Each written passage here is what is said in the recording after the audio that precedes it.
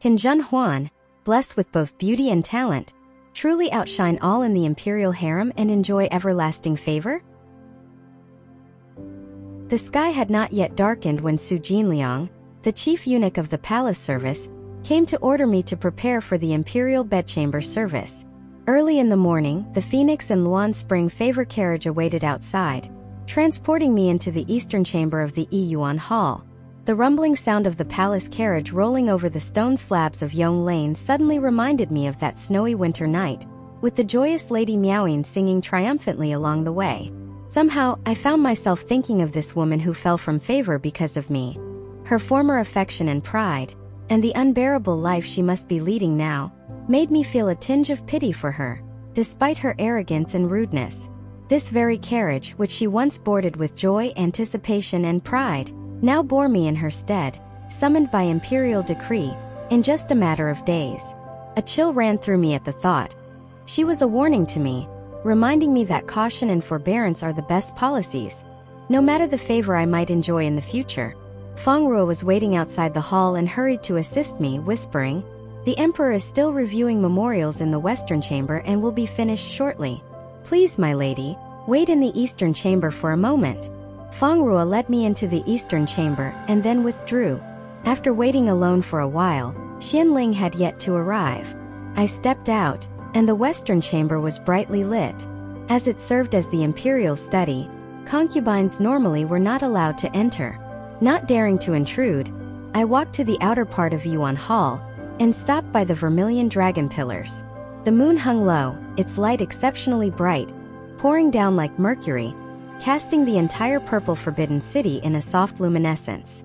In the inner palace, the eastern and western towers stood tall, the highest points in the palace opposite each other.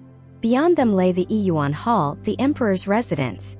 From the front of the hall, the continuous palaces and pavilions stretched like overlapping mountains, endlessly undulating under the moonlight. The glazed tiles on all the palace roofs glistened like the shimmering waves under the stars.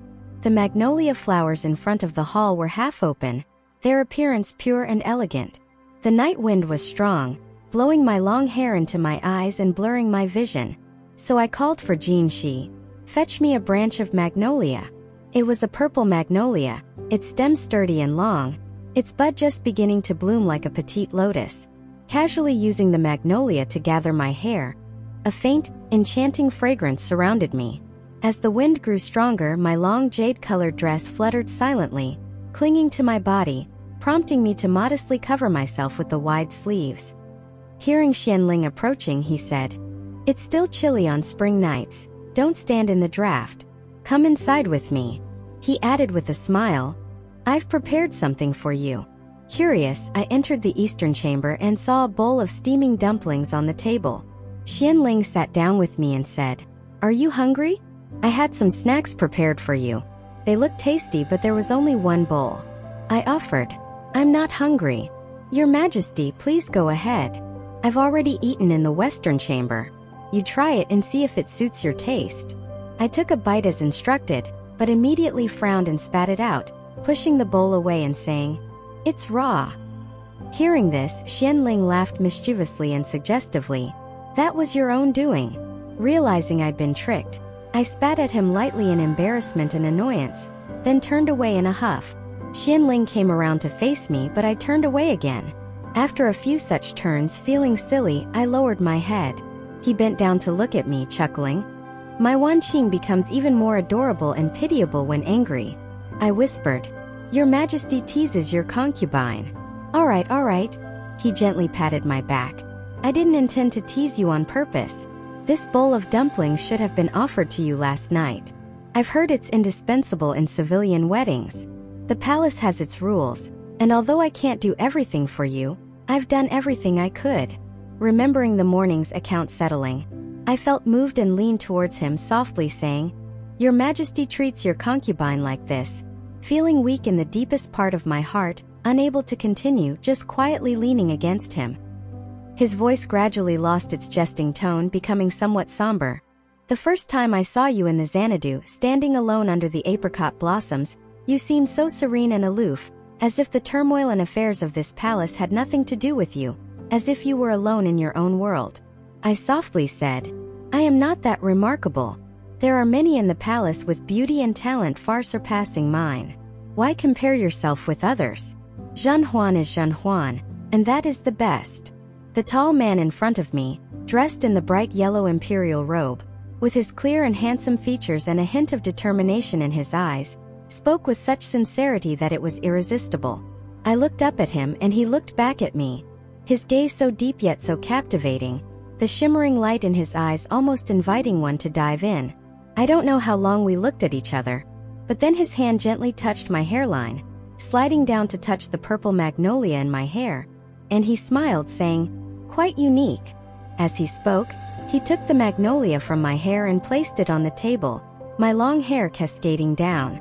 His warm breath was getting closer. For 7 nights, the Phoenix and Huan carriage stayed in front of Tongli Palace, taking me to the eastern chamber of Yuan Hall. Xianling treated me with such tenderness, his gentle gaze as if solidifying a pool of spring water, clearly reflecting my image. The delicate scent of dragon's spit seemed to penetrate into my bones and muscles. Being summoned for 7 consecutive days was unprecedented.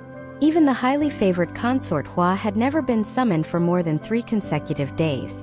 Thus, it became well known in the harem that the newly favored consort Huan was especially cherished by the emperor, and had become a person of great importance. Consequently, the flattery and servitude intensified, and even the palace maids by my side were treated differently, though they had already been strictly warned by me not to show any arrogance. On the 7th day, as usual, I went to pay my respects to the empress. That day, the concubines arrived neatly dressed, and although I wasn't late, most of them had already arrived by the time I got there, which made me feel somewhat embarrassed. After paying my respects and following protocol, I sat down and exchanged a few pleasantries with the other concubines before dispersing shortly after. Mei Zhuang and I walked back together. Just as we left Fingyi Palace, we saw Consort Hua and Noble Consort Li walking slowly ahead, so we greeted them. Consort Hua gave some instructions and Noble Consort Li said, "Consort One usually pays her respects to the Empress very early. How come you're late today? It's really rare." Feeling slightly embarrassed, I responded with a smile, "My sisters are diligent, it's just my laziness." Noble Consort Li coldly smiled, "I wouldn't dare say that, Consort Wan, you are lazy. It's just that attending to His Majesty day after day must be tiring, unlike us who don't have such duties and enjoy our leisure time." Annoyed, my face turned red. Noble Consort Li's words were so blunt, without a hint of restraint. If I kept tolerating her, it would only encourage her to be more unbridled. So I calmly replied, "Noble Consort has served His Majesty for a long time. Surely you understand the meaning of propriety in speech." Noble Consort Li's face darkened, ready to lash out, but I smiled and said, "I am new to the palace and don't understand many things. If my words are inappropriate, I hope Noble Consort will be generous and not take offense." Noble Consort Li glanced at Consort Hua and, not daring to be too rude in her presence, managed a forced smile. Consort Hua, pretending not to hear, said to Mei Zhuang, "Consort Hui has been quite idle lately. I wonder if you have time to transcribe a volume of the female Analects for me, to remind the women in the harem to adhere to their roles and be cautious in their words and actions." Mei Zhuang obediently replied, "If your highness commands, how could I not comply? I just wonder when you would like it." Consort Hua touched her cheek as if in thought, then after a while said, "There's no rush. Take your time transcribing. I will send someone to fetch it when I need it." Then, looking at Mei Zhuang, she added, "Consort Hui seems to have lost some weight. Could it be because His Majesty hasn't summoned you recently?" Mei Zhuang was embarrassed but maintained her composure. "You jest, Consort Hua. It's just that I was a bit plumper in the winter, and now that I wear less, I appear thinner." Consort Hua smiled lightly, her beauty shining through, and said slowly, "I see. Consort Hui and Consort Wan are close. I thought maybe Consort Hui was feeling uneasy because Consort Wan is so favored by His Majesty." Then turning to me, she said, "Consort Wan is smart and beautiful, and it's only natural for His Majesty to favor you." Her tone shifted. "It's one thing for others, but since Consort Wan and Consort Hui are like sisters, shouldn't you share some of your favor with your sister? Otherwise, you might be seen as less considerate than even Lady Guan and Zhao Zier." Consort Hua's words were becoming aggressively pointed. Unsure if Mei Zhuang was also upset because of my favor, I looked at her, and our eyes met, understanding each other's feelings in the face of Consort Hua's attempts to stir discord, and we smiled warmly at each other. Mei Zhuang lightly said, "Your Highness asks me to transcribe the female analects to instruct the women of the 6 palaces. How could I not understand that jealousy and resentment are great failings in a woman's character? Although Mei Zhuang is not talented or clever, I dare not fail in my virtue." Consort Hua replied, "Even if you are virtuous, not everyone else may be. Having been in the palace for many years, I've seen too much of the fickleness and coldness of people's hearts." Her words were loaded with implications. Before Mei Zhuang could respond, I smiled and said, "Thank you for your guidance, Your Highness. Since Your Highness has asked my sister to transcribe the female analects to instruct the women of the harem, it's to prevent disputes over favor. Your Highness has our best interests at heart, and we are too busy following your instructions to dare to act against them. Moreover," I looked at the golden phoenix hairpin trembling slightly at Consort Hua's temple and said, "Empress Lu was ruthless, Consort Qi was exclusively favored, and both Lady Guan and Zhao Zier met tragic ends. With the Empress and Consort Hua's virtuous governance, how could our dynasty's harem compare to that of Emperor Gaozu's?" Consort Hua's smile slightly stiffened at the edges, and noble Consort Li, quick to gauge the situation, stepped forward, ready to retort. Consort Hua, with a sidelong glance, warned, "Noble consort, you've spoken quite a bit today, be careful not to strain your tongue." Hearing this, noble Consort Li had no choice but to suppress her anger and silently step back. Consort Hua quickly regained her composure with a charming smile. "Your words are indeed comforting." Turning her penetrating gaze towards Mei Zhuang, she remarked, "Having spent so much time with Consort Huan, Consort Hui's eloquence has certainly sharpened, not to be underestimated indeed." Mei Zhuang's lips moved slightly, as if she wanted to say something, but ultimately, she remained silent.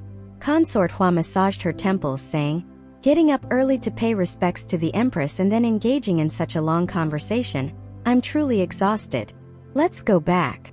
Saying this, she leaned on the arm of a palace maid, and her entourage grandly departed, passing through the flowers and willows. Watching Consort Hua leave, Mei Zhuang lifted her head, and the palace servants respectfully kept their distance. Mei Zhuang, looking in the direction Consort Hua had gone, sighed deeply. She finally couldn't bear it any longer. Taking my hand, she suggested, "Let's take a walk together." Mei Zhuang's palm felt cool and slightly damp. I took out a handkerchief and placed it in her hand.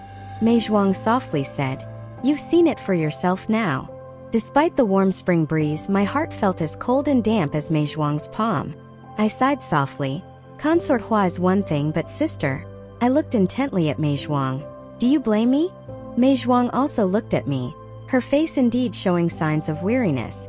Before me, she too was favored by Xianling. With Consort Hua oppressing her and others eyeing her position, without the emperor's favor, how could Mei Zhuang stand her ground in the palace? The thought of Mei Zhuang growing distant from me due to Xianling was unbearable, and I unconsciously tightened my grip on her hand. Mei Zhuang gently patted my hand. "It's not you. It would have been someone else.